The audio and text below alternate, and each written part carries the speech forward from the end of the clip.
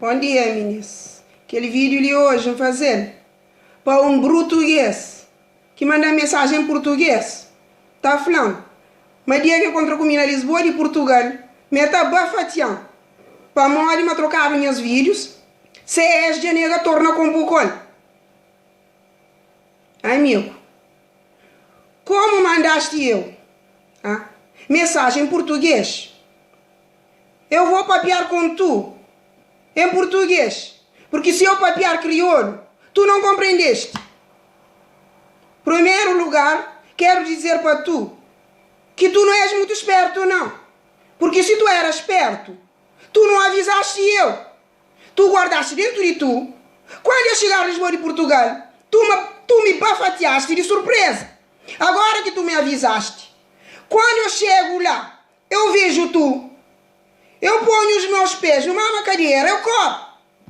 Que para tu me pegares, tu vai ter que tirar os pés e pôr 2 rodas nos lugares.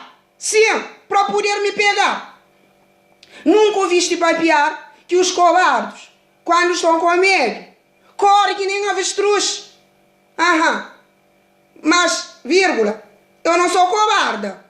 Eu corro porque sou dono no tu. Porque se eu não corro, tu vais ter muito problema. Muito problema mesmo. Porque se tu me bafateaste, tu vai comer pão que chuchu maçou. Por isso eu corro. Bom, como eu gosto de dar conselho, vou te dar um conselho.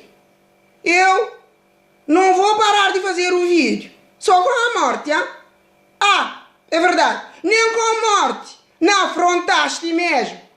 Porque com a morte os fãs vão partilhar ainda mais os meus vídeos.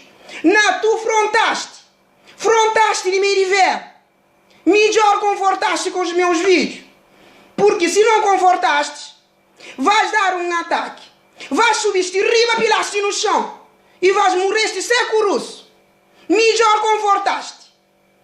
Bom, o que eu tinha para papear, já papeei. Se não ouviste, vai odiaste. Nada devagar no mundo.